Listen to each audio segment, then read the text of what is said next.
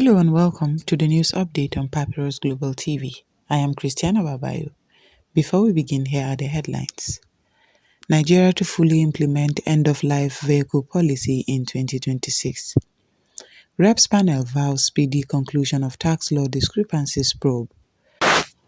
Bomb blasts at Borno Mosque kills 5, injures 35, Governor Zulum condemns attacks. Federal government, university lecturers end 16-year renegotiation stalemate. Abia State enacts electricity law, establishes regulatory agency.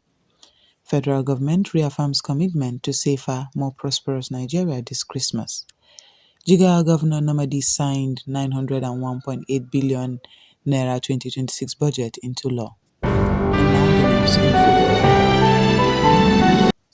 Nigeria will begin full implementation of its end-of-life vehicle (ELV) policy in 2026, a move aimed at improving road safety, environmental protection, and automotive industry standards across the country.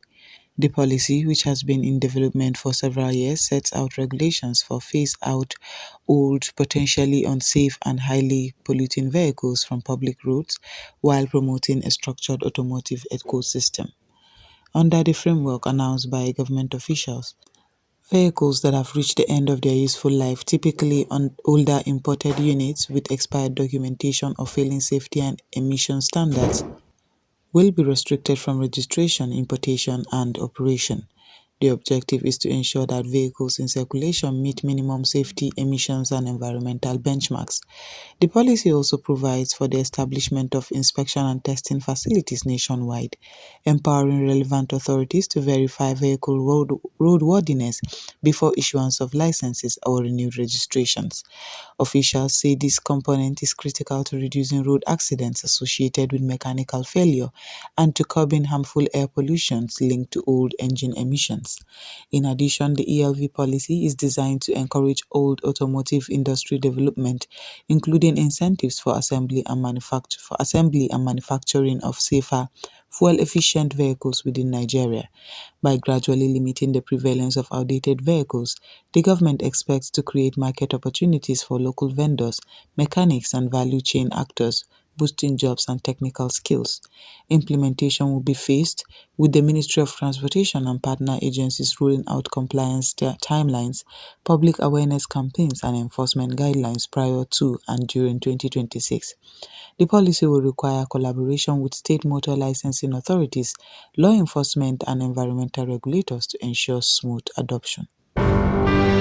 The House of Representatives Ad Hoc Committee set up to investigate alleged discrepancies between tax laws passed by the National Assembly and the versions gazetted as law has pledged to conclude its work swiftly and submit findings to the full House. The committee, chaired by Representative Mukhtar Aliu Betara, held its inaugural meeting in Abuja, marking the formal start of a probe triggered by concerns that the gazetted text of several major tax reform laws differ from what lawmakers debated and approved. Lawmakers raised the issue after a matter of privilege was brought to the House, arguing that inconsistencies between the as-passed versions recorded in parliamentary proceedings and the final gazetted acts could undermine legislative integrity and constitutional requirements. The panel is tasked with reconciling those differences, ensuring that tax statutes reflect the true intent of lawmakers and that legal processes are upheld. Committee members emphasized their commitment to transparency, thoroughness, and due process, saying that the report will be presented to the House within the shortest possible time once the review is complete. A suicide bomb explosion inside a mosque in Gamboru Market, Maiduguri, Borno State, has left at least 5 worshippers dead and 35 others injured, authorities confirmed.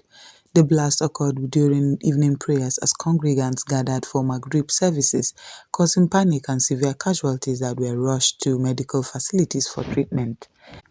Police sources say a suspected suicide bomber detonated an explosive device around 6:15 p.m., injuring dozens of people and sparking a security sweep by explosive ordnance disposal teams looking for additional threats.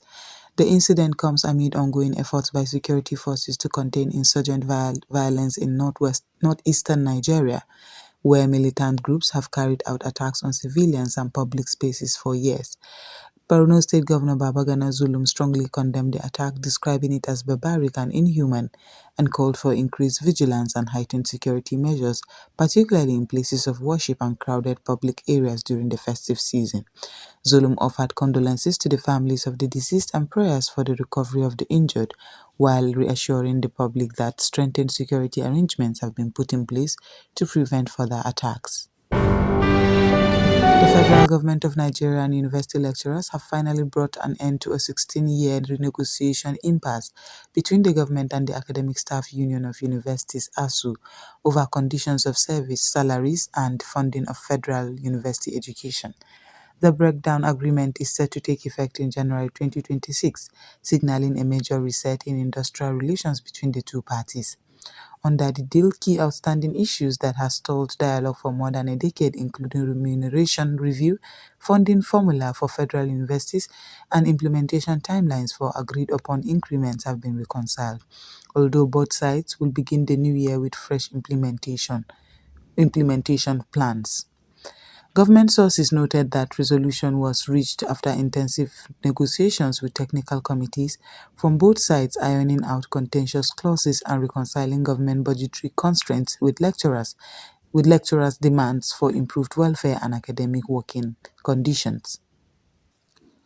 The end of the long-running crisis is expected to bring greater stability to the academic calendar, reduce disruptions to teaching and research activity, and improve predictability in federal higher education institutions. We will now go on a short break, and when we come back, the news will continue. Stay tuned. The Papyrus Global, we don't just cover events, we create cinematic experiences. From red carpets to birthdays, gala dinners, and your fairy tale weddings, we bring your moments to life with high-tech precision. Our gadgets are smarter, our lenses sharper, and our team simply world-class. Trust the Papyrus Global to tell your story in the boldest, brightest way possible.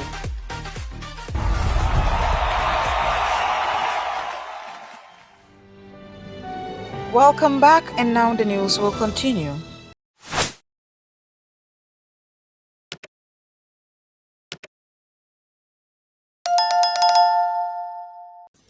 The Abia State government has enacted the Abia State Electricity Law 2025 and launched the Abia State Electricity Regulatory Authority to independently regulate the state's electricity market across generation, transmission, distribution, and trading. The new legal framework and agency mark a significant shift towards state-level oversight of power supply and service delivery. The move follows constitutional provisions and the Electricity Act 2023, which allows states to establish and control their intrastate electricity markets. Under the law, regulatory oversight of Abia's power sector was formally transferred from the Nigerian Electricity Regulatory Commission to ASERA.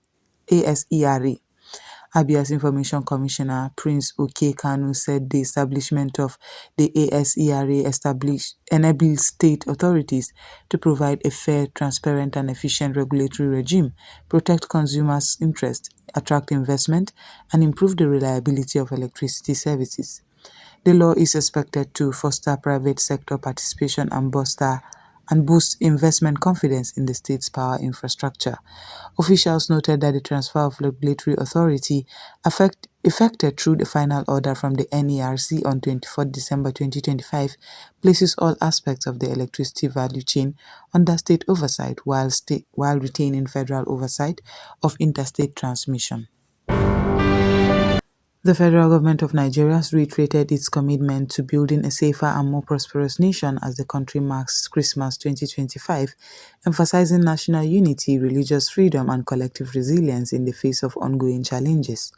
In a holiday goodwill message, the government extended heartfelt felicitations to Christian faithful and all Nigerians, framing the festive season as an occasion for reflection, compassion, and mutual respect. President Bola Ahmed Tinubu underscored the administration's pledge to protect citizens of all faiths and uphold constitutional rights to safety and dignity, stressing that religious freedom and peaceful coexistence remain foundational to national cohesion. The message also called on Nigerians to embrace tolerance and understanding, particularly in times of socio-economic hardship, and to use the spirit of Christmas as a catalyst for reconciliation and hope. Officials highlighted the importance of road safety and community solidarity during the holiday period, urging travelers to exercise patience and caution. They also celebrated the resilience of Nigerians across diverse backgrounds, affirming that the government will continue to pursue policies geared towards security, economic growth, and improved quality of life for all citizens. Governor Umar Namadi has signed the 901.8 billion naira 2026 appropriation bill into law, finalizing the financial plan that will guide the state's programs and development initiatives through the coming year. The signing took place at the Jigawa State Government House just 24 hours after the Jigawa State House of Assembly passed the budget, demonstrating swift legislative cooperation. The 2026 budget, described by the governor as a people-driven fiscal blueprint, places emphasis on capital projects, infrastructure expansion, and human capital development, with education alone receiving a significant share of the allocation.